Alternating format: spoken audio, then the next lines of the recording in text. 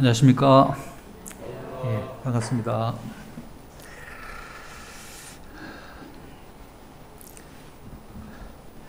제가 이렇게 자주 못 뵙고 또 이렇게 코로나 상황으로 또 비대면 상황도 많이 있었고 해서 이렇게 죄송한 마음이 있고 자주 이렇게 뵀으면 좋은데 또 제가 이제 서울에 있을 때는 또 이렇게 교제하고 싶은 이렇게 형제님들과 또 이렇게 제가 또 방문해서 자주 교제도 하고 할 수 있어서 감사한 것 같습니다. 예, 오늘 마태복음 6장 9절 10절을 읽도록 하겠습니다.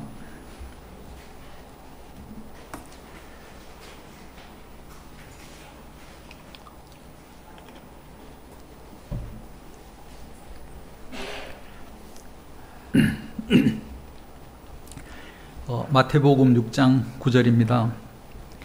그러므로 너희는 이렇게 기도하라. 하늘에 계신 우리 아버지여, 이름이 거룩히 여김을 받으시오며 나라가 임하시오며 뜻이 하늘에서 이루어진 것 같이 땅에서도 이루어지이다. 예전에 제가 한번 말씀드렸는데 좀 구체적인 이야기를 좀 드리고 싶어서 마태복음 6장을 또 읽게 되었습니다. 아버지의 이름이 거룩히 여겨지게 하옵시며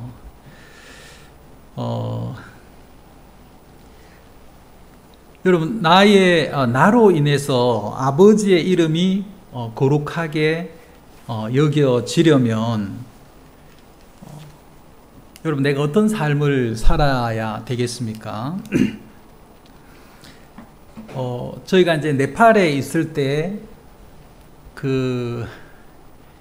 이제 우리 아이들이 가끔씩 좀 이렇게 약간 좀 교제를 해야 하는 대화를 나누어야 하는 그럴 때가 있습니다. 대부분 잘 하는데 그럴 때 제가 이제 우리 아이들과 이제 얘기를 나눈 부분이 있는 것 같습니다. 너희들은 너희들의 삶이나 행동을 따라서 한국에서 온 선교사님 아들이라는 이름이 너희들한테 붙어 있기 때문에 한국에서 온 선교사, 하나님의 복음을 전하러 온 사람들이라고 생각하고 너희들을 본다. 그래서 조금 더 조심을 하고 신중하게 생각을 해야 한다. 이제 이런 이야기를 한 것 같아요. 그리고 또 이제 외국에 가서 살다가 보니까 한국에서 온 사람, 한국 사람이라는 것 때문에 내가 어떤 삶을 사느냐에 따라서 어떤 한국이라는 국가의 이름이 또 달려 있더라고요. 우리가 이제 한국 안에서는 뭐 누구든지 다 똑같지만 외국에 가 있으면 그렇죠. 여러분, 이제 개역 성경에는 우리의 시민권이라고 표현이 되어 있는데, 여러분, 우리가 이 세상의 삶을 살아가지만 우리의 삶의 방식이 세상이 아니죠. 하나님 나라의 삶의 방식이죠. 그래서 우리는 하나님 앞에서 살아가는 하나님 나라의 삶의 방식을 따라서 우리는 살고 있지, 이 세상 나라, 이 세상에 속한 그런 삶의 방식을 사는 사람들이 아니지 않습니까? 여기 예수님께서 우리에게 이렇게 기도하라, 이런 식으로 너희가 기도하라라고 가르쳐 주신 그 부분에 가장 처음 하늘에 계신 우리 아버지 이름이 거룩히 여김을 받으시오며, 여러분, 우리가 아버지라고 부를 수 있는 그런 자격이 있다. 하나님을, 창조주를 아버지라고 부를 수 있다는 것 자체가 얼마나 놀라운 것입니까?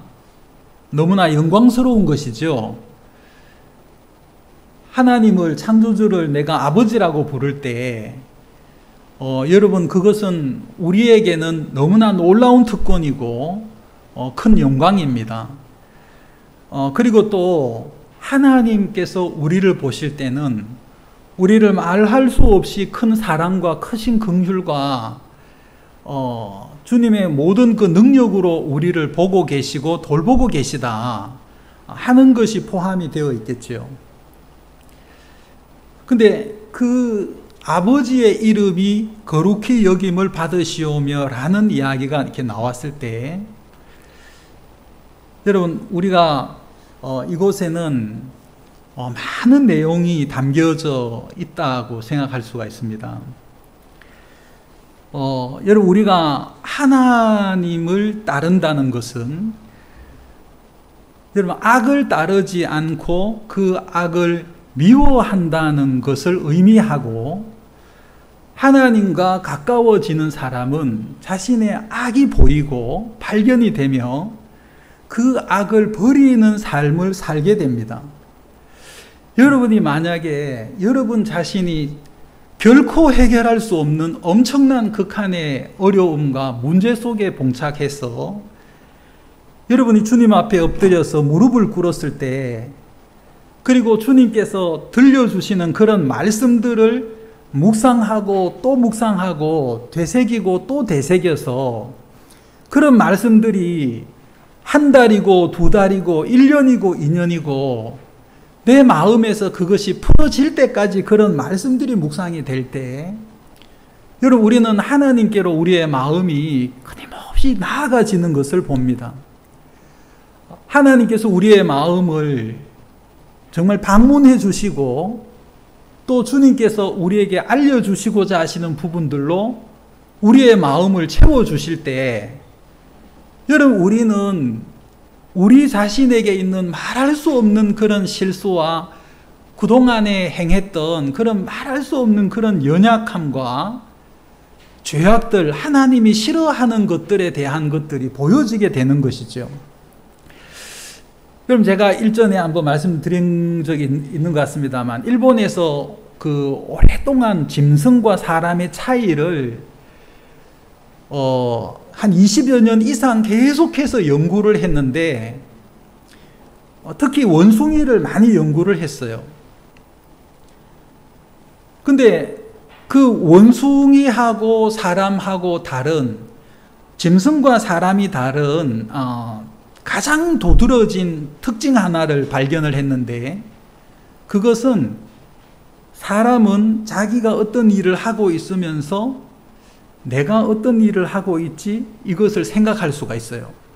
근데 짐승은 그런 생각의 기능이 없대요.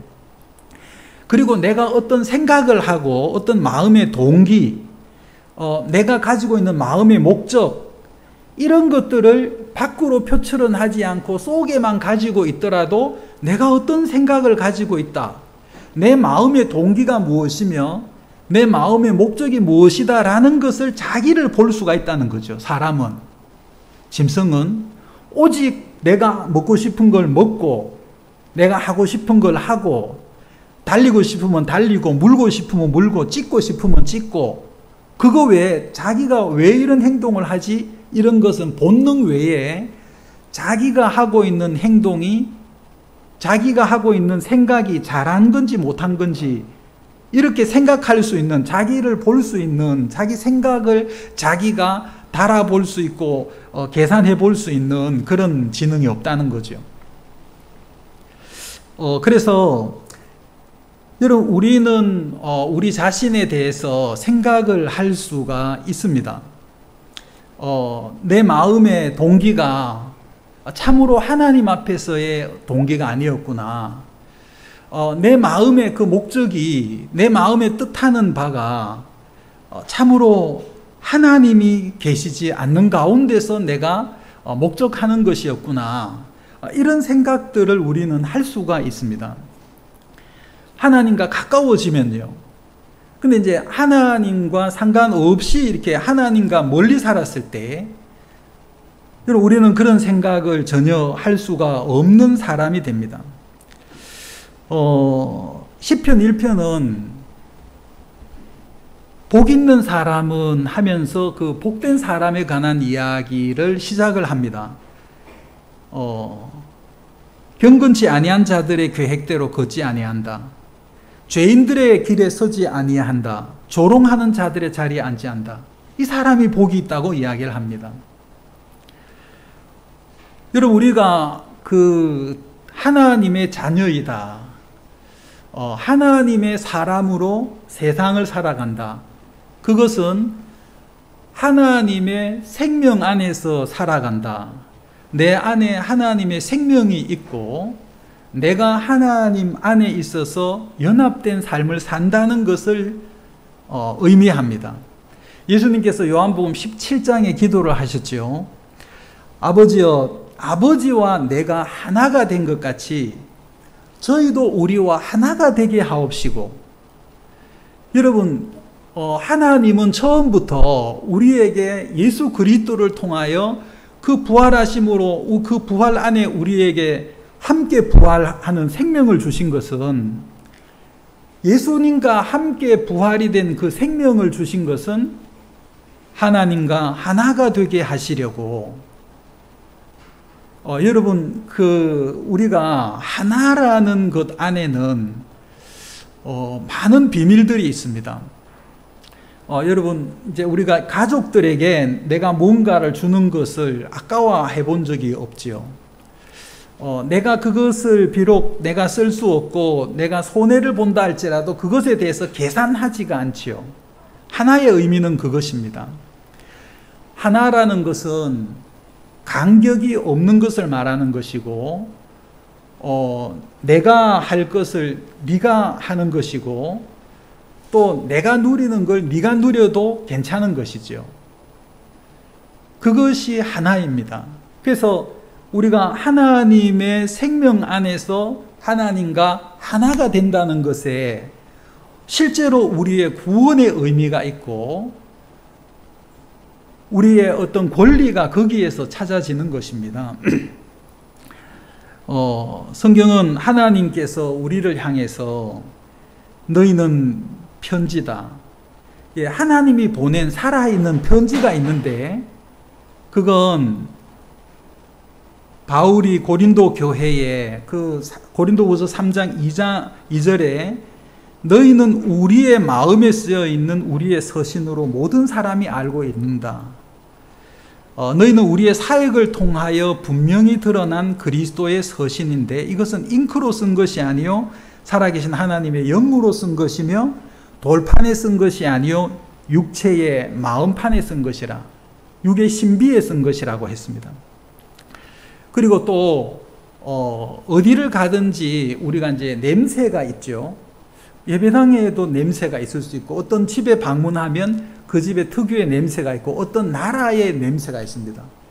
네팔 공항에 탁 내리면 네팔 냄새가 있어요. 네팔 특유의 냄새가 있습니다. 도시 전체, 그 국가 전체의 냄새가 있어요. 한 번도 맡아보지 못한 냄새였습니다. 제가 네팔에 처음에 도착했을 때. 여러분, 그런 것처럼 사람에게도 냄새가 나죠. 근데 여기에는 향기다, 향기로운 그 냄새다, 그렇게 했죠. 고린도후서 2장 15절, 우리는 구원받은 자들 가운데서나 멸망하는 자들 가운데서나 하나님을 향한 그리스도의 향기로운 냄새니. 나쁜 냄새를 향기라고 하지 않죠. 좋은 냄새를 향기라고 하는데, 하나님은 우리 자체를 이 세상에 보낸 하나님의 냄새를 풍기는 사람들이다. 하나님께서 그렇게 표현을 하신 것이죠. 그래서 우리의 마음에 하나님의 영을 주신 것입니다.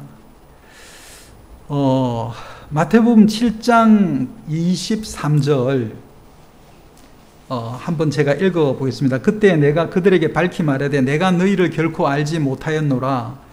불법을 행하는 자들아 너희는 내게서 떠나라. 여기서 나는 권능을 행했어요. 귀신을 쫓아냈어요. 많은 사람들이 심판의 자리에 나왔을 때 나는 주님의 이름으로 이렇게 많은 일을 행했습니다 라고 했을 때 주님은 그것과 아무 관계가 없다고 했습니다. 제가 물론 한국에서도 이제 기도해서 귀신을 내보낸 적이 있습니다만, 제가 네팔에서 축기 사역을 자동으로 하게 되었어요. 많은 귀신을 쫓아냈습니다. 근데 여러분 그 귀신을 이렇게 쫓아내고 어떤 권능을 행한 것으로 나는 하나님에게 속한 사람이다. 나는 하나님 나라의 백성입니다. 나는 당신의 사람입니다. 이렇게 생각할 수가 있죠. 그러나 성경은 그날에 불법을 행하는 자들아 내가 너희를 도무지 알지 못한다라고 하셨습니다. 여러분 이것은 불법은 여러분 여기에 이제 헬라어로 신약 성경은 헬라어로 적혀져 있죠. 헬라어 아노미아라는 뜻인데 이것은 무법을 의미합니다. 다시 말해서 너는 법이 없는 자이니까 나는 너를 알지 못한다라는 의미이죠. 여러분 그건 무엇을 의미합니까? 우리가 한국에 지내기 때문에 한국의 법률의 적용을 받아서 여러분 다른 나라에서는 문제가 되지 않아도 한국에서 문제되는 것이 있죠. 그리고 제가 네팔에 있을 때 네팔의 법률에는 전도를 하면 6년형 징역이에요. 그리고 전도를 받아서 개종을 해도 6년형을 받는 징역 있습니다.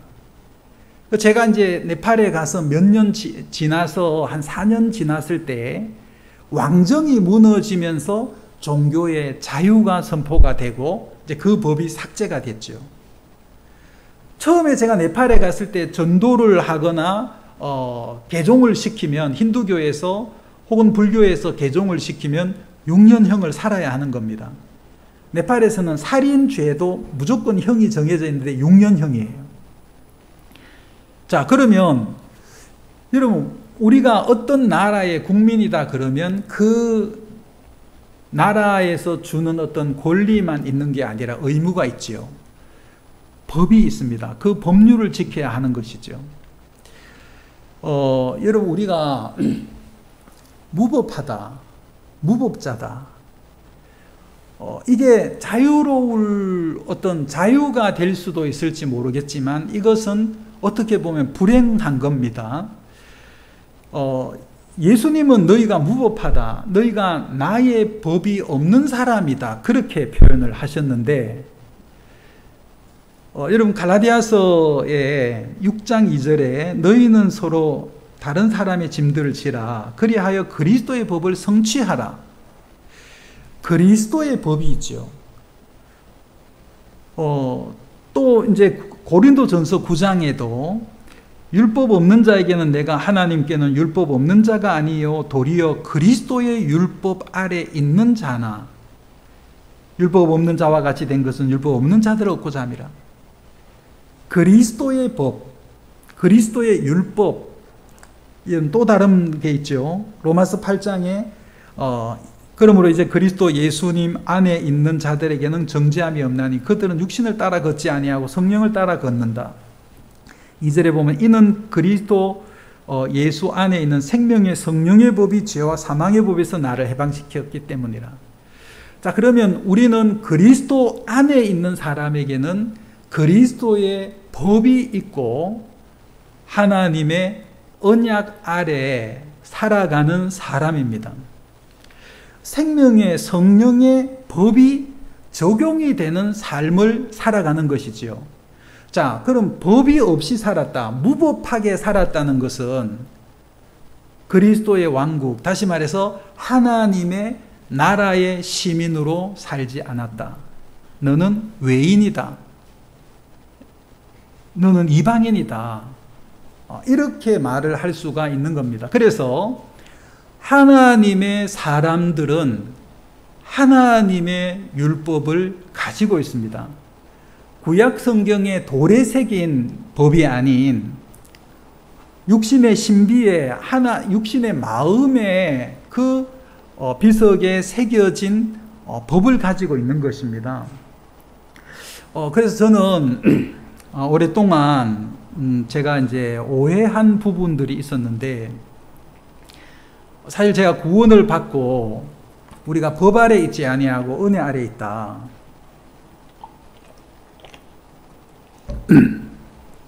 그런 부분들을 이렇게 너무 이렇게 강조하고 이제 그쪽으로 이렇게 치우쳐서 이렇게 살다가 보니까 하나님의 법에 대한 부분을 생각하지 않았던 것은 아니지만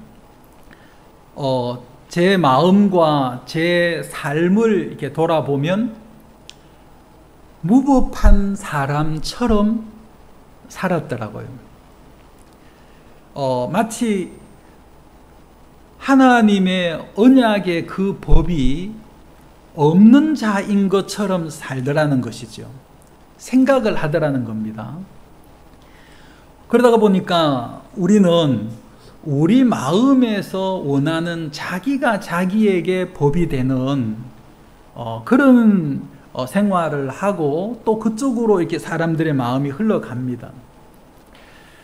아버지의 이름이 거룩히 여김을 받으시옵고 하는 그 속에 내 삶이 아버지의 이름을 거룩하게 여겨지게 하는 그런 어떤 결과가 나오지 않는다면 실제로 아버지의 이름이 거룩히 여김을 받으시옵고 하는 그 기도가 의미가 없을 것입니다. 성경은 이스라엘에 관한 말씀을 이렇게 하고 계시는데 우리 에스겔서 36장을 좀 읽어보면 좋겠습니다. 에스겔 36장 20절부터 보도록 하겠습니다.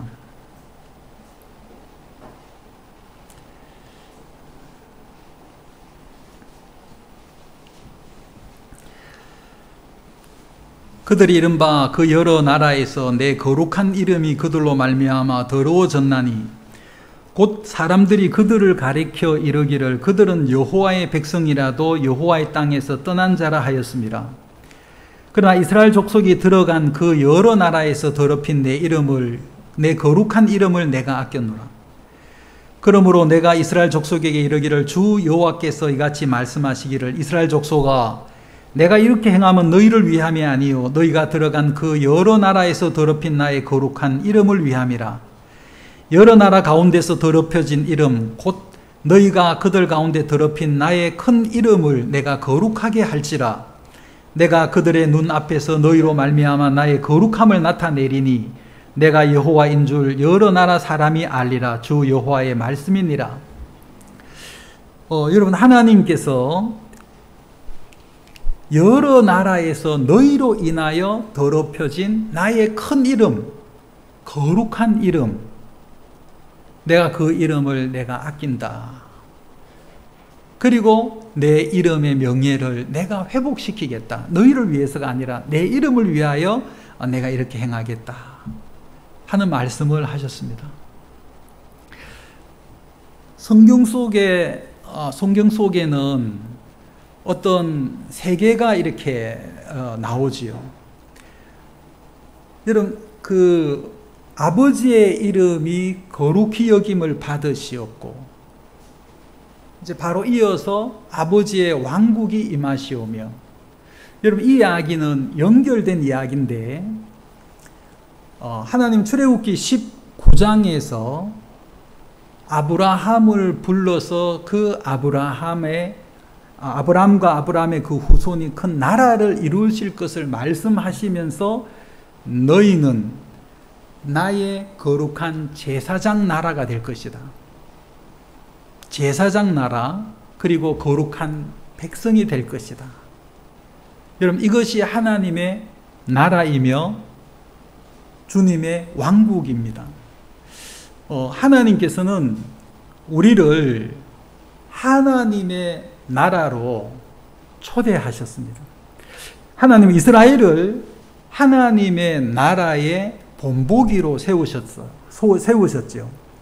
근데 그 나라의 백성들이 그 왕을 섬기기를 싫어하고 그 왕의 통치 가운데 거하기를 기뻐하지 아니하였습니다.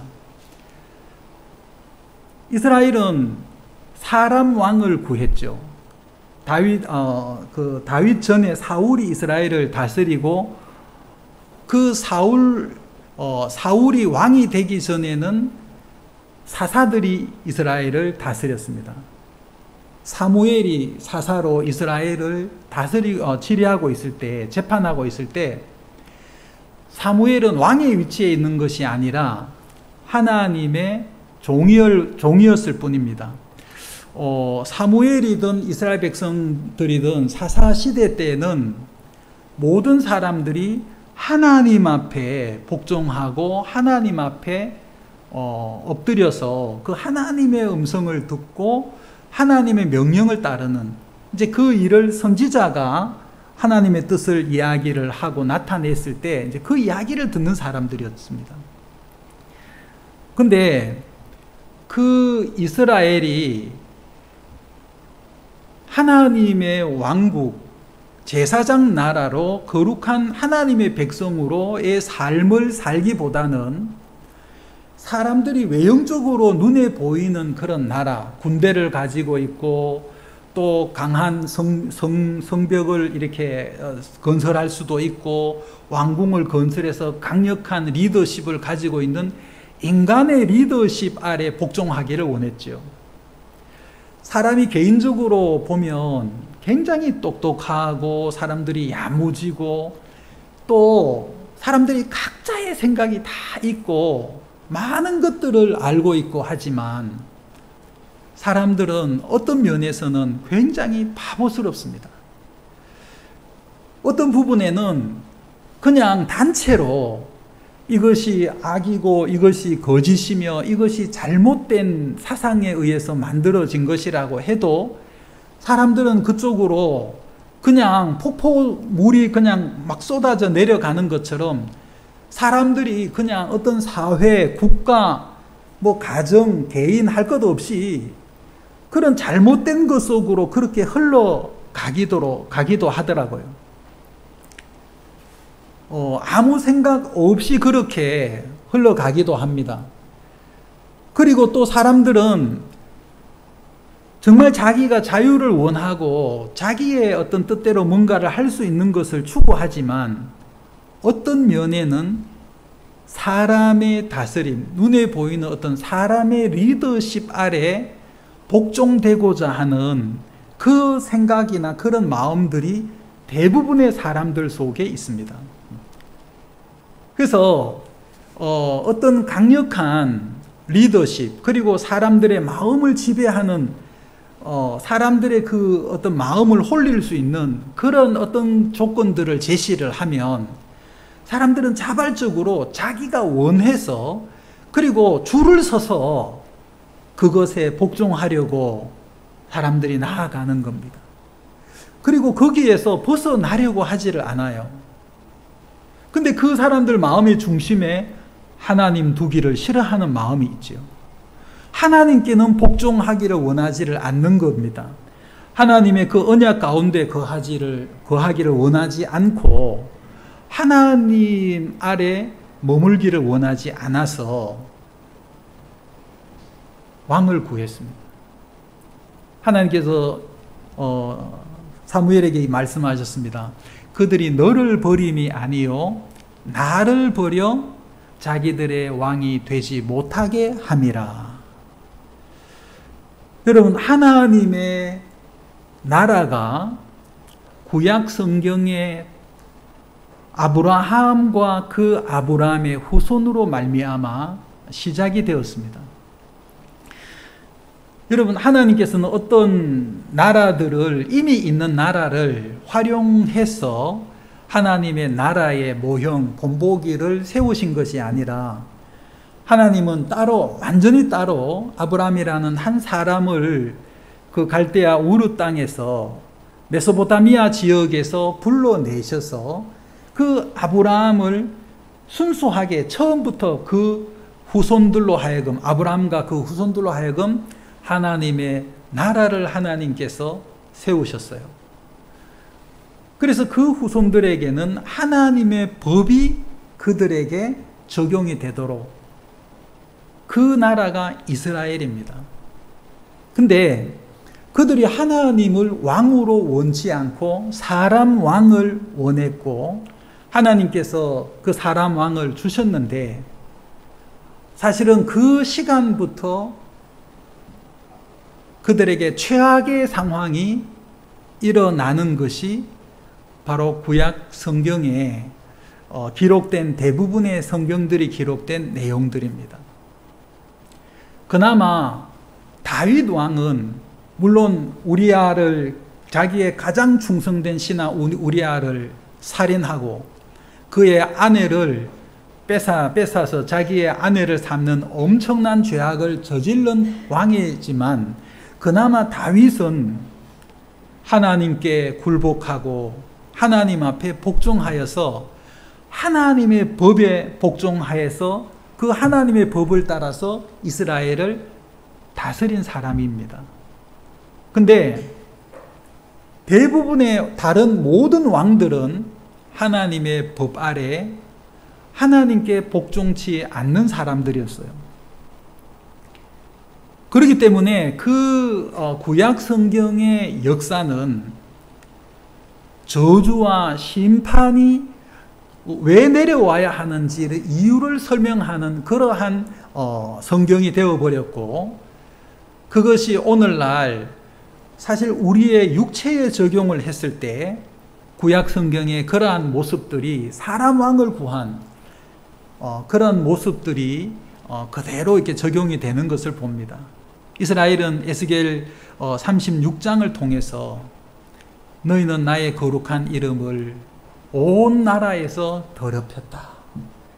이제 내가 그 거룩한 이름을 위해서 내가 그 이름을 그 명예를 실제 너희들로 말미암아 더럽혀진 그 이름과 명예를 내가 회복시키겠다고 주님께서 말씀하신 것이죠. 여러분, 이 약속은 실제로 우리 시대에 이루어졌습니다.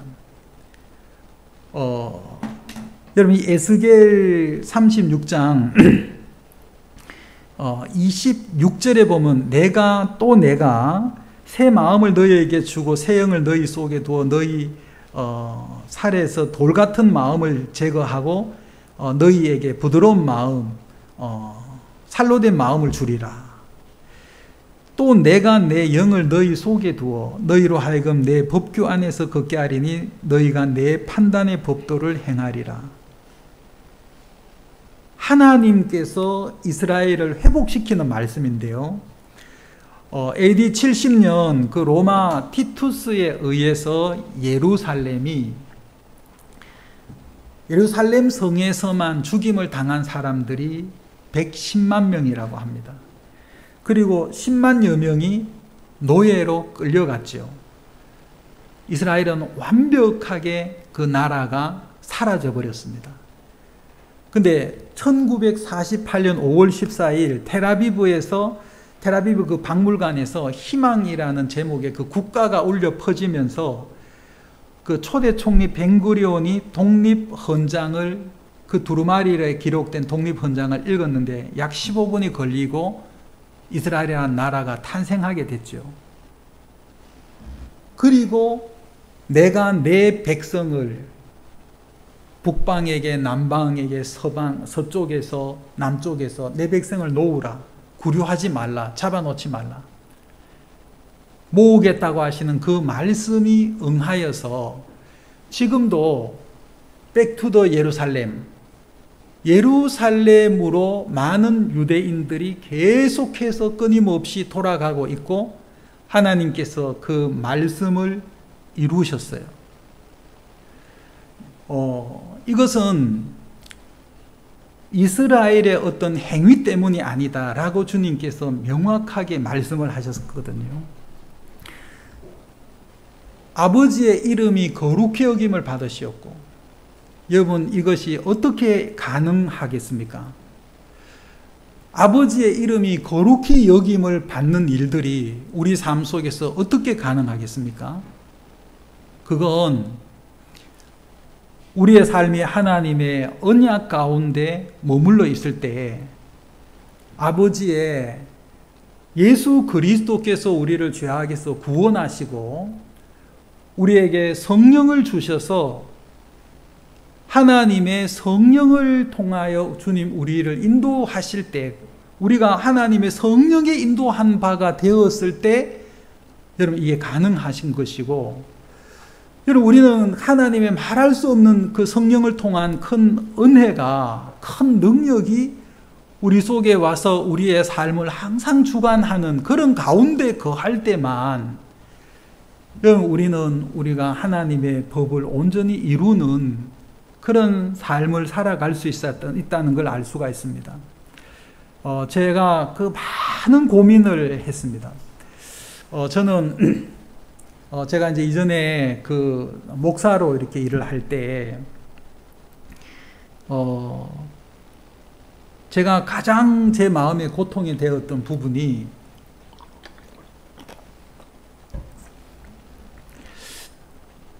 내가 예수님의 자리에 있구나. 성도들이 다 나를 바라보고 있구나. 예수님을 바라보고 하나님 앞에 나아가야 할 성도들이 나를 주목하고 내 말을 듣고 내 지시를 따르는 삶을 살구나. 내가 저 그리스도의 자리에 앉아 있구나. 그리고 내 앞에 나를 가르치는 저 목사님이 저 그리스도의 자리에 앉아서 내려오기를 원하지 않구나. 이런 사실들을 제가 발견했을 때 너무너무 힘들었어요. 많은 시간을 고민을 했습니다. 그리고 제가 이제 성경을 대할 때, 내가 예수 그리스도의 구원과 그 생명 안에 거하는 부분은 제가 받아들이고 그렇게 삶을 살면서 많은 은혜를 입고 있었지만, 근데 한 부분은 풀어지지 않은 부분이 있었다는 거죠. 마태복음 5장의 그 단순한 그 산상수훈의 그 말씀들, 예수님께서 주신 법이 있죠.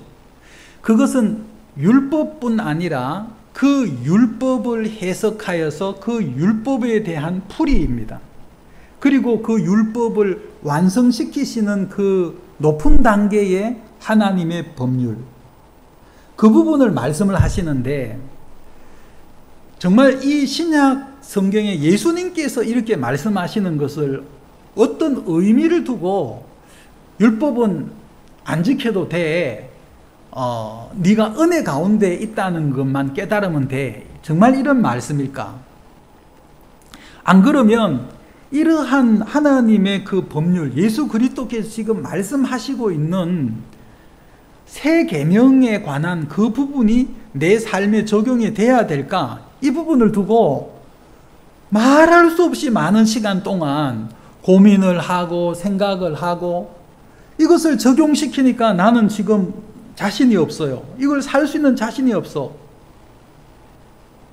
오른밤을 때리면 왼밤을 돌려대고, 겉옷을 이제 뺏고자 하는 자에게 속옷까지 주고, 오리를 가고자 하는 자 억지로, 그것도 억지로 오리를 가고자 하는 자에게 심리를 같이 동행하라.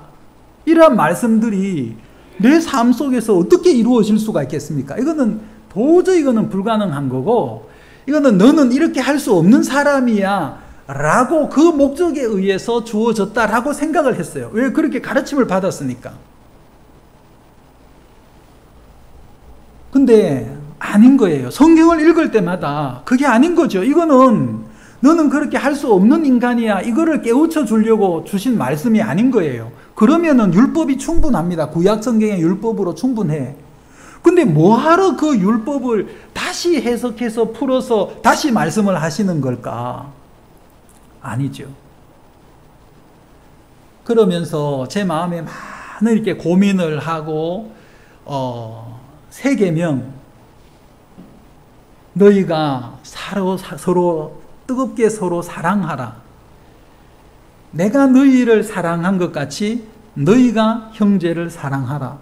이런 말씀들, 주님께서 이 계명을 말씀하시는 것을 내가 어떻게 이해하고 어떻게 받아들여야 하는가, 이런 부분을 성경을 볼 때마다 고민이 되고 생각이 되고 끊임없이 그렇게 했습니다. 그동안 제가 이제 많은 이렇게 일들이 있었는데, 저에게 이렇게 고통을 주고 굉장히 큰 상처를 준 사람들이 있어요. 사실 그 성도들은 사역자들을 괴롭히는 게 성도들의 본분이에요. 왜냐? 이게 양이거든, 양이에요. 왜냐하면 이 양은 굉장히 시기심이 많대요. 뭐 더울 때는 완전히 그 친구가 시원할까봐 자기 몸을 친구 몸에 밀착시켜서 지내다가 여름에 겨울에는 이제 친구가 따뜻할까봐 심리에 한 마리씩 뚝뚝 떨어져서 그렇게 있다 하더라고요. 양들은 희한한 동물이라고 하더라고요. 여러분, 성도들은 사역자를 정말 괴롭혀요. 아무것도 안 하면서도 그냥 눈빛으로도 괴롭히고 정말 많이 괴롭히는 게 성도들이거든요. 근데 그 중에 특별하게 물리적으로 괴롭히는 성도들도 있어요. 그래서 어떤 때는 제가 저 자매는 도저히 우리 교회에 나오면 덕이 안 돼. 차라리 저 자매는 교회를 안 나오는 게 좋을 것 같아. 저 형제는 구원을 받았나? 안 받은 것 같아. 와, 진짜 저 형제 때문에 우리 교회가 부흥이 안 돼. 이제 이런 어떤 정말 이렇게 미운 사람들이 사역할 때가 있었고, 또 제 개인의 삶 속에서도 정말 이렇게 제가 도저히 이렇게 감당이 안 되는 그런 사람들이 있었습니다. 근데 어느 날 제가 그것을 주님 앞에 들고 나가서, 주님, 나는 저 자매가 교회를 안 나왔으면 좋겠다고 생각을 하는데 제 마음에 대해서 주님께서 어떻게 말씀하고 싶으세요? 제가 이제 주님 앞에 이렇게 섰을 때, 네 마음을 다시 한번 생각을 해봐. 네가 너를 다시 한번 생각해봐. 정말 그 자매가 교회에 없다고 네가 생각을 해봐. 주님이 그렇게 말씀하시는 거예요. 딱 생각해보니까 내가 너무 허전해요. 정말 그 자매가 없으면 내가 못 살 것 같아요. 그 마음이 들더라고요. 제가 이제 그런 방식으로 주님 앞에 어떤 일들을 가지고 딱 나갔을 때, 내가 그동안 상상할 수 없었던, 생각할 수 없었던 내 감정과 전혀 다른 사랑이 내 속에 강물같이 흐르는 사실들을 제가 발견을 하게 됐어요. 주님이 내 안에 계셔서 내가 표면적으로 생각하는 것과 전혀 다른 마음과 성령의 큰 능력과 생명력으로 나를 받쳐주고 있다는 게 그때 제가 이게 보이게 됐습니다. 여러분, 제가 그때부터 제가 제 자신을 겉으로 내가 생각하는 판단되어지는 것이 전부가 아니라는 것을 제가 충분히 알 수가 있었고, 하나님 앞에 이렇게 서 보니까 내 속에 부드러운 마음, 하나님의 그 영이 내 속에 와 있더라고요. 예수 그리스도의 그 온유한 그 영이 하나님의 그 사랑 많으신 놀라운 큰 영광스러운 그 사랑으로 내게 찾아와 계시더라고요. 그때 마태복음 5장부터 예수님께서 가르치신 그 산상수훈에 대한 부분을 성경대로 제가 받아들일 수가 있었습니다. 이 법은 하나님의 언약의 법이야. 이 법은 주님께서 내게 오셔서 그렇게 살게 해 주시려는 하나님의 법이다 하는 사실을 제가 처음으로 그때 새롭게 정립을 제가 하게 되었습니다. 여러분, 하나님께서는 성령으로 우리에게 오셔서 우리를 그렇게 이끄십니다. 사도 바울 혹은 이제 성경 속에 이제 그 기록되어진 그 기록되어진 여러 성경들이 있는데, 이방인들을 위하여 쓰여진 기록된 성경에는 행위를 강조하는 이야기가 대부분 없습니다. 물론 뒷부분에는 있지만 초기에는 복음을 풀어서 설명하는 내용들, 하나님의 그 생명의 비밀을 풀어서 설명하는 내용들이 대부분인데 뒷부분에 가면 삶에 관한 이야기가 나오지요.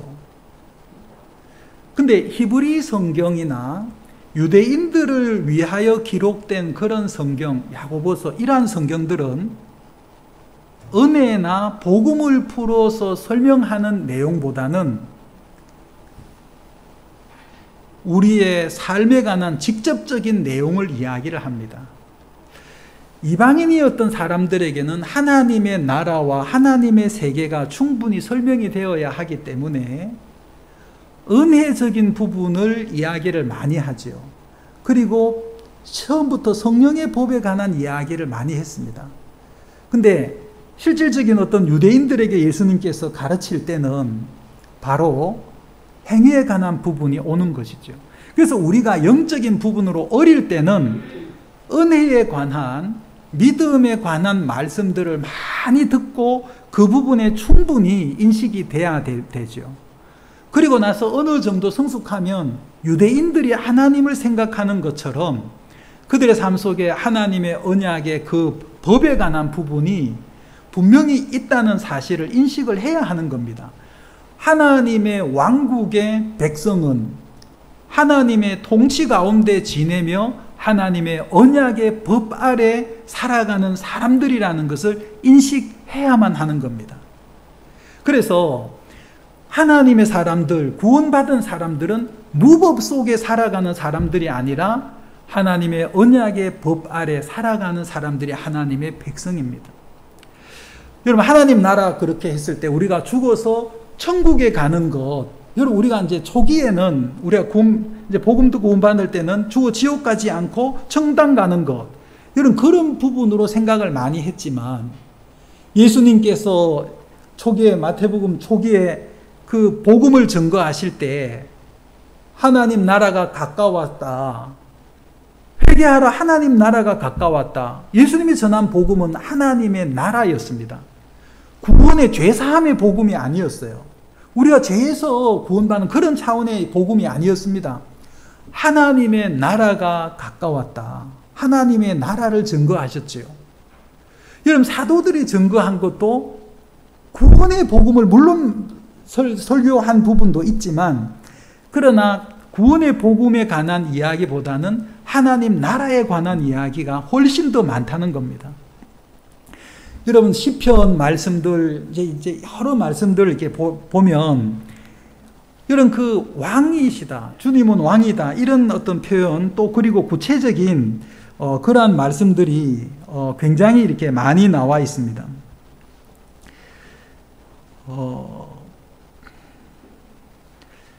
제가 이제 사실 이제 성경을 제가 이제 너무 많이 이렇게 찾아놔서 제가 이제 말씀드리기가 이렇게 쉽지 않은 것 같습니다. 주님께서 우리에게 그 회복시킨다. 그러니까 하나님은 그 이스라엘로 인하여 더럽혀진 그 이름을 회복시킬 때 하나님의 영을 불어 넣어 주셔서 회복시킨다. 자, 그러면 우리의 육의 차원으로는, 우리가 어떤 육신의 삶으로는 하나님을 기쁘시게 할 수 있는 조건이나 능력을 우리는 도무지 아무것도 행할 수가 없습니다. 그런데 하나님의 영이 와서 우리를 하나님의 법 가운데로, 하나님의 언약의 법 아래 그러한 충실한 삶을 살아갈 수 있도록, 율법의 완성이 이루어지도록 우리 속에 계시다는 사실을 우리가 분명히 인식을 하면, 어떤 예수님께서 가늠한 여자에게 내가 다시 너를 정죄하지 않으니 너는 다시 가서 죄를 범치 말라 하는 말씀을 들을 때, 그것이 내가 다시 죄를 짓지 말아야지 하는 자기의 의지를 발동시키는 것이 아니라 주님의 영이 내게 와서 내 삶을 그런 생명력이 풍성한 삶으로, 내 삶을 거룩한 삶으로, 주의 이름을 거룩히 여겨지게 하는 그러한 삶으로 주님이 나를 인도하시겠다는 믿음이 우리 마음속에 머물러야 하는 겁니다. 여러분, 하나님께서 그 구약 성경을 통해서 우리가 어떤 하나님의 세계를 우리가 볼 때에 하나님의 백성들이 하나님의 법 가운데, 하나님의 그 선하신 인도 가운데 하나님께 붙잡혀 있을 때 그들은 불가능한 것이 없었습니다. 하나님, 이스라엘이 그 애굽에서 나왔을 때 그들에게 막혀 있었던 홍해가 열리게 되었고, 그들이 광야를 지날 때 하늘에 만나가 내려지고, 그리고 반석에서 물이 나오는 놀라운 일들이 그들에게는 불가능한 것이 없었습니다. 하나님의 백성들이 하나님의 그 왕국 안에서 그 왕의 통치 가운데 순복하고 복종하는 삶을 살아갈 때에 그들에게는 연약한 것이 문제가 되지 않았고, 그들에게는 약한 것들이 문제가 되지 않았습니다. 그들이 40년 동안 광야에서 지내는 동안 그들의 옷이 헤어지지 않았고 신발이 짧지 아니하였다. 성경에는 그렇게 기록되어 있죠. 다시 말해서 하나님께서 통치하시고 이끄는 그런 삶 가운데 거할 때에 우리가 지금 당면해 있는 가난한 문제, 병듦의 문제, 그리고 경제적인 문제, 뭐 여러 가지 많은 복잡한 그런 문제가 결코 우리를 사로잡거나 우리를 어렵게 할 수가 없다는 것이죠. 정말 하나님의 통치 가운데 하나님께서 이스라엘을 회복시키셨을 때 이스라엘은 놀라운 국가가 되는 겁니다. 지금 현재 이스라엘은 너무 그 강원도 크기만 한 그 정도의 나라 국가입니다. 그러나 10억이 넘는 인구를 가진 그런 무슬림 국가들이 그 이스라엘을 건드릴 수가 없죠. 세계 최강 국가가 강대국이 미국이지만 실제로 그 미국의 바탕은 유대인들의 자본과 그 유대인들이 가지고 있는 그 기술들, 유대인들이 전쟁의 상황에서 그들이 개발한 그러한 것들, 컴퓨터, 휴대폰 이런 것들이 다 인터넷 모두가 다 유대인들, 이스라엘이 그 나라를 지키기 위해서 개발해낸 기술에 의해서 만들어진 것들이고, 그런 것들이 우리에게 와서 지금 우리의 삶이 굉장히 편리하고 많은 것을 누리게 됐죠.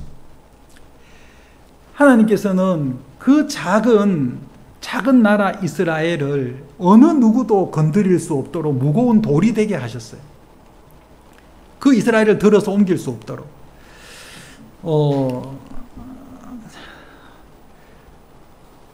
아버지의 왕국이 임하옵시며, 여러분 성경의 수많은 곳에 하나님께서 왕이시다, 예수 그리스도께서 만왕의 왕이시라는 말씀은 너무나 많습니다.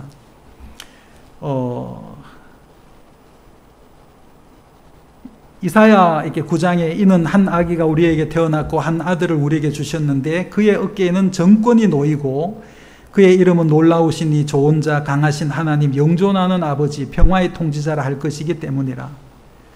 여러분, 그리고 또 마태복음 2장에 보면 그 동방에서 온 현자들이 유대인의 왕으로 나신 이가 어디 있느냐 하고 왕의 탄생을 찾았죠. 예수 그리스도는 이 땅에 하나님의 나라를 가지고 오셨고, 그리고 그 하나님의 나라에서 그분은 왕권을 가지고 오신 왕이시죠.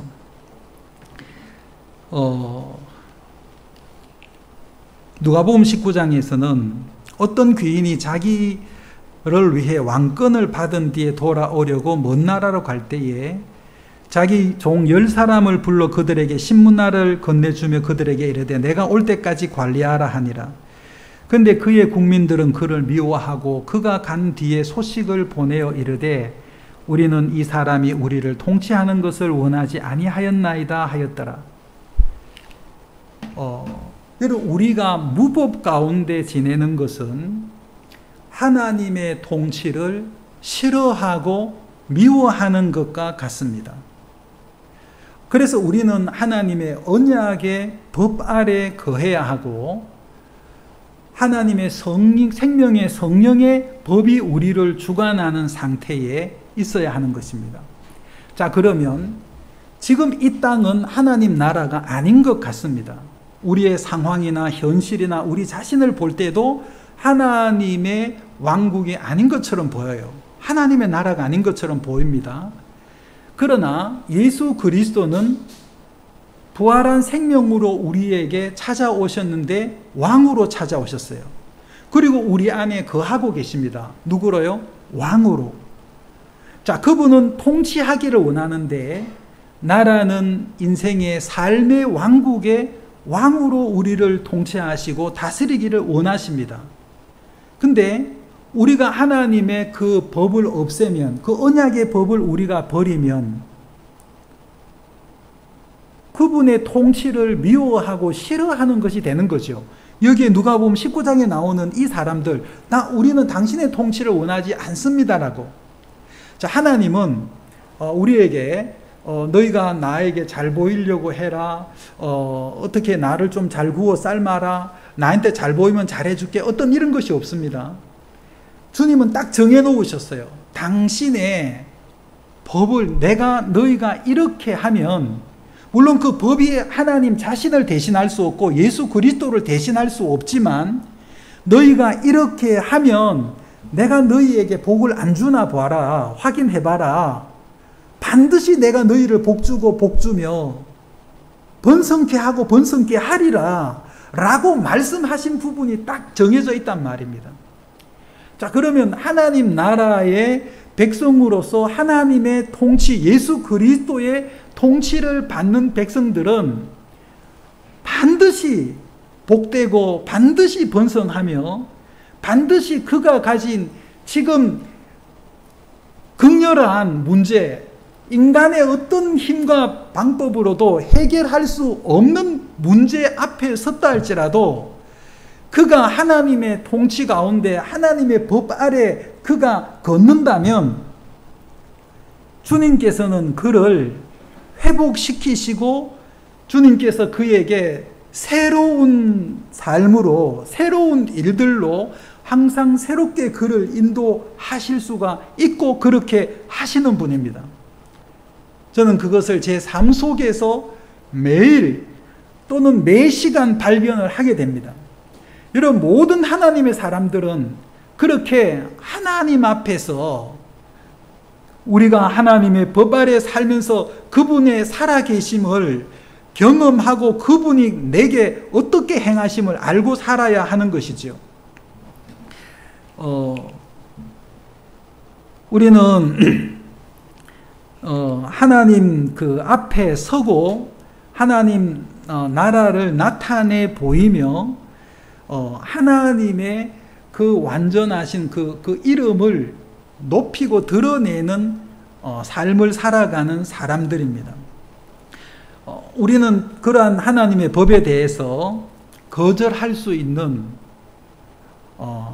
스스로 그것을 싫어하고 거절할 수 있는 자유의지를 가지고 있습니다. 하나님의 가장 큰 특징은 저는 하나님께서 말씀하신 대로 출애굽기 3장 14절에 나는 스스로 있다. 그것이 하나님의 가장 그분의 존재를 설명하는 가장 큰 것이라고 생각합니다. 그 하나님의 형상으로 지음을 받은 우리가 하나님이 강압적으로 어떤 법을 우리가 지키기 싫은 법을 주셔서 우리에게 우리의 의지를 말살하시고 너는 이렇게 해야 돼 라고 말씀하시는 분이 아니시죠. 하나님의 그 언약의 법을 우리는 스스로 놀라운 기쁨과 감사와 그분께 영광을 돌리는 마음으로 우리가 그것을 받을 수도 있는 것이고, 우리는 그 법에 따라 살지 않기로 그 왕국의 삶을 거절하고 나는 나의 왕국을 건설해서 나의 왕국 안에서 내가 좋아하고 원하는 대로 내 법을 따라서 하나님의 법에 대해서는 무법하고 나는 내 법을 따라서 살겠습니다. 그렇게 결정할 수도 있는 것이죠. 여러분, 저는 많은 말씀을 드릴 수 없습니다만 나는 누군가에 의해서 나에 대한 결정이 누군가에 의해서 이루어지는 것을 저는 못 견뎌야 합니다. 그러한 성향을 제가 가지고 있더라고요. 가장 그게 싫어요. 제가 많은 실수를 제가 했는데 내가 누구의 어떤 일들을 결정해 주는 것을 저는 많이 했습니다. 제가 목회자로 있으면서 때론 제가 우리 아이나 우리 제 집사람에게도 어떤 것을 결정해 주는 이야기를 많이 했는데 제가 정말 많은 시간이 지나면서 그런 것들이 너무나 큰 후회가 되더라고요. 내가 내 자녀이고 내 아내이고 성도를 드리지만 정말 내가 어떤 것도 결정해 주고 싶지가 않습니다. 저는 내가 어떤 것들도 그들의 결정에 내가 영향을 끼치고 싶지 않습니다. 왜? 그들은 하나님의 형상으로 지음을 받은 놀라운 존재들이니까, 영광스러운 존재들이니까 네가 결정해, 이렇게 말하고 싶은 것이죠. 형제님이 결정하십시오. 자매님이 결정하시면 됩니다. 이렇게 말씀드리고 싶어요, 이제는. 근데 저는 많은 실수를 했습니다. 여러분, 우리는 하나님 앞에 내 자유를 포기하고 주님의 법에, 주님의 그 사랑의 법에 온전히 매이는 삶을 선택할 수 있어요. 여러분, 그것을 출애굽기 21장에서 설명을 하고 있습니다. 만약에 히브리 종을 사서 그 종을 이렇게 부릴 때 6해를 부리다가 7년째가 되면은 자유를 시켜줘야 합니다. 근데 주인이 그 종을 사서 아내를 주었어요. 여자 종을 결혼을 하게 하고 자녀를 낳으면, 자녀를 낳기 전에 7년이 도래하면 그 아내와 나가서 자유할 수 있지만 자식이 나와버렸어. 7년이 되기 전에 자식이 나와버렸어. 그러면 혼자 자유할 수 있지만 그 아내와 자녀는 주인의 영원한 종이 되어서 속하게 되죠. 그랬을 때 이 사람은 주인에게 갑니다. 내가 주인과 처자를 사랑하니 자유하지 않겠습니다. 영원히 당신의 종이 되겠습니다 라고 했을 때 주인은 그 사람을 데리고 가서 문설주에다가 대고 그 귀를 뚫어서 그 귀가 뚫린 종은 영원한 종, 그 주인에게서 벗어나지 않겠다. 나는 당신의 영원한 종입니다 하고 맹세한 종이 되는 거죠. 하나님의 백성, 하나님의 자녀는 귀가 뚫려진 종이라고 생각합니다. 여러분, 우리는 우리 삶 속에 어떤 계기를 통해서든지 간에 우리는 하나님 앞에 온전히 그분께 복종되고 굴복되어서 사랑으로 그분을 섬기는, 그리고 그분의 사랑 안에 완전히 거하는, 그리고 그분과 간격이 없이 밀착되어 있는 그런 삶을 살아야 합니다. 그리고 하나님은 우리가 그러한 삶, 1당제 1급 계약직이 있죠. 계약직이 아니라 정규직으로, 잠깐 주님을 섬기는 것이 아니라 영원히 주님을 섬기는 사람으로, 그리고 영원히 그 사랑 안에 거하는 사람으로 주님이 우리를 이끌어 가고 계시죠.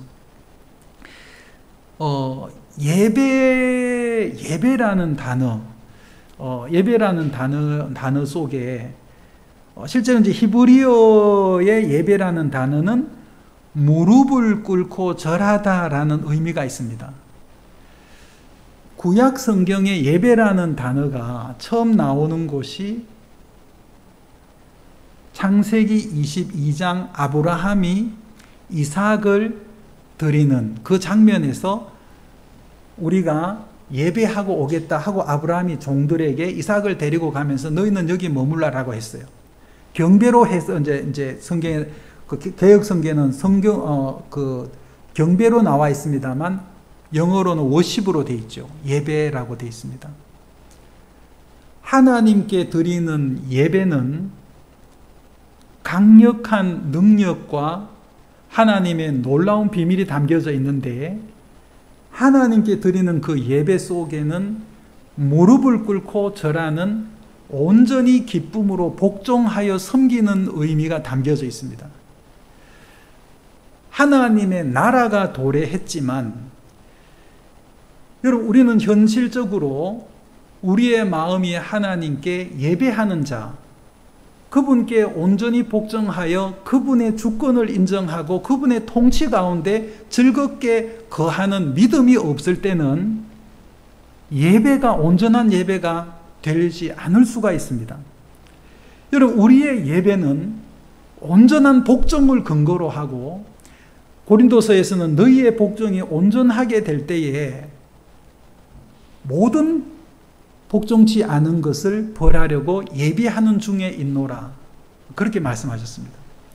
여러분, 하나님께서 아브라함에게 너는 땅에 있는 모든 것을 다스리라고 했어요. 아담에게. 아담이 하나님께 온전히 다스림을 받을 때 아담은 그 하나님의 뜻을 따라서 세상의 모든 것들을 다스릴 수가 있는 것이죠. 기는 것, 짐승, 공중의 새들까지, 그리고 땅의 모든 것이라고 표현되어 있습니다.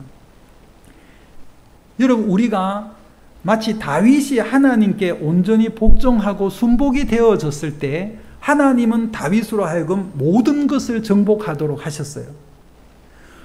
여러분 우리가 주님 앞에 엎드려 모든 것이 복종이 되었을 때 내가 좋아하는 식의 신앙 말고 내가 좋아하는 스타일의 예배 말고 내가 좋아하는 스타일의 하나님의 사람으로 살아가는 모습 말고 주님께서 원하시는 주님의 형상의 그 모습으로 여러분 우리가 삶을 사는 것이 하나님의 사랑 가운데 거하는 겁니다.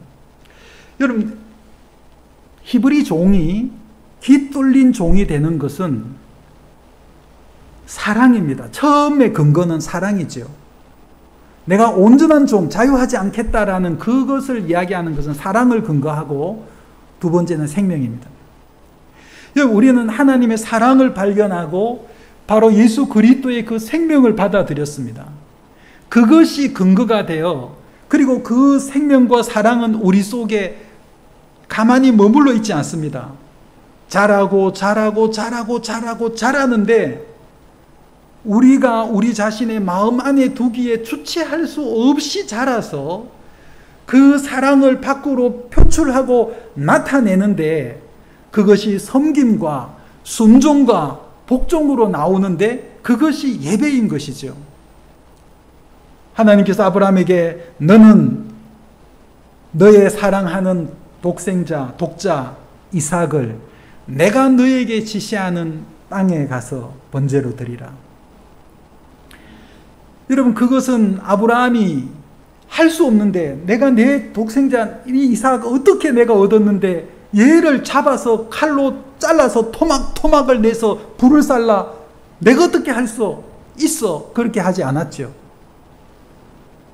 아브라함 속에는 그 하나님의 그 사랑이 생명이 그 아브라함의 삶을 온전히 집어삼키고 그 속에서 폭발해서 나왔습니다. 그래서 그 마음이 하나님의 말씀을 들을 때 아멘 주여 주님께 영광을 돌립니다. 주님께서 내 아들을 생명으로 주셨는데 주님께서 이것을 받으시는 것이 합당합니다 하고 주님께 돌려드렸죠. 그것이 예배입니다. 욥기 1장은 욥이 말할 수 없는 고통과 모든 것을 잃어버린 극한 그런 어려움과 어떤 조건으로도 그것이 해결이 되지 않는 회복할 수 없는 문제 속에 그 욥이 봉착했을 때 아멘 주님 하고 욥이 하나님께 예배했다는 말씀이 나옵니다. 그게 욥의 1장이고 저는 그것이 우리 하나님의 사람들의 삶이라고 생각합니다. 말할 수 없는 극한 어려움에 있을 때 여러분 주님을 예배하십시오. 아멘. 주님을 예배하십시오. 욥기 42장은 욥이 가졌던 것을 2배로 주님께서 주셨습니다. 그리고 그가 4대를 보았으며 자기 자손 4대를 보았으며 140세를 향수하였더라. 놀라운 능력이죠. 엄청난 능력입니다. 그것이 예배 속에 있고 하나님의 자녀들의 가장 영적인 강력한 도구 중에 하나가 하나님을 예배하는 것이죠. 그 예배는 이 예배당에서만이 아니라 내 개인의 삶과 매 시간에 그리고 일터에서 그리고 사회 내가 거하는 가정 속에서 내가 하는 모든 사업의 자리 속에서 가능한 것입니다. 주님께 복종하여 주님께 엎드리는 것, 주님의 말씀에 모든 것을 굴복시키는 것, 그것은 어느 때나 가능한 것이죠. 그리고 그분의 겸손한 백성으로 살아가는 것을 선택하는 것, 강요에 의해서가 아니라 스스로 내가 주인과 처자를 사랑하니 하는 그 히브리 종의 말처럼 내가 주님과 생명과 그 사랑으로 인하여 내가 당신께 복종하기를 원합니다. 당신을 섬기기를 원합니다. 당신의 생명과 성령의 능력이 저의 삶을 온전히 이끌어 주십시오 하고 그분의 삶에 내 모든 것들이 맡겨진 그 사람이 온전한 믿음 가운데 있으며 예배하는 삶을 살아갈 수가 있죠. 제가 어떤 형제님과 처음 만나서 이런저런 이야기를 하다가 그 형제님이 은사대로 교회에서 섬기는 것을 이야기했습니다. 저는 그런 이야기를 좀 드렸어요. 형제님, 물론 그것도 참 귀하지만 저는 교회 가운데 하나님을 섬기는 사람들, 어떤 설교를 하고 하는 어떤 이런 종교적으로 섬기는 사람들은 일부 있고 진정하게 주님의 은사를 활용하는 것은 형제자매 한 사람 한 사람이 주님께서 주신 그 부름을 정확하게 이해하고 주님께서 허락하신 그 자리에서 주님을 예배하는 삶을 살아야 한다고 생각합니다. 그리고 그 은사로 섬기고 또 그들을 그리스도께 복종시키는 그러한 삶을 살아야 한다고 생각합니다. 그래서 그 사람들이 각자 가지고 있는 그 은사로 자기의 가정에서 일터에서 각종 사회의 모든 전반적인 영역에서 하나님의 나라를 드러내고 하나님의 나라를 확장시키는 그러한 삶을 살고 예배당에 같이 모였을 때 그 하나님 앞에 그 모든 영광을 돌리는 그 자리가 되어야 한다고 생각합니다. 저는 제 삶 속에서 주님을 예배하는 것이 얼마나 놀랍고 크다는 사실을 명확하게 이해하고 있습니다. 그리고 그 주님을 예배하는 삶이 내게 주어진 가장 큰 특권이기도 하다는 사실을 분명히 알고 있습니다. 여러분에게 주어진 놀라운 그 영적 도구 예배를 정말 여러분 삶 속에 충분히 활용하시고 주님께서 회복시키실 때 가난의 문제와 병의 문제와 연약함의 모든 삶의 전반적인 문제들을 회복시키시고 여러분 마음속에 응어리지고 갈등이 된 것 그리고 상처가 된 것들조차 회복시키시고 그것을 하나님께서 사랑으로 풍성하게 하시고 하나님의 성령의 능력으로 풍성하게 하실 조건이 될 겁니다. 제가 한 가지만 말씀드려 마치겠습니다. 제가 아프가니스탄에 관한 이야기를 근간에 많이 보고 있는데 어떤 영상을 보고 너무 놀랐어요. 많은 영상이 있는데 여자 4분을 이렇게 무릎 꿇고 앉히고 위에 옷을 다 벗겼더라고요. 그리고 그 탈레반이 막 뭐라 말을 하더니 그 여자를 발로 이렇게 한 여자를 발로 팍 앞으로 미니까 꼬꾸라지죠. 죄송합니다.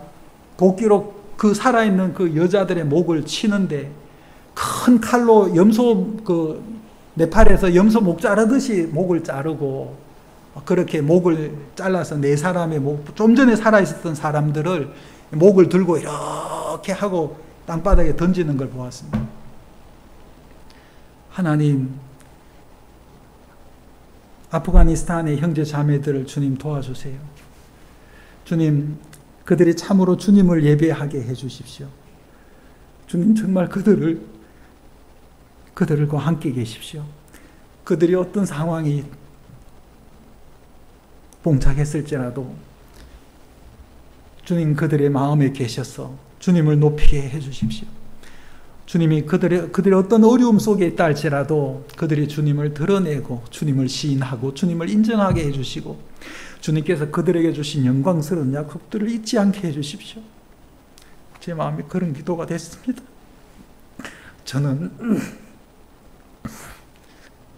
아프가니스탄, 이란, 이라크, 이러한 곳에 하나님의 백성들이 있고 하나님의 나라가 그곳에 확장되어져 갈 거라고 생각합니다.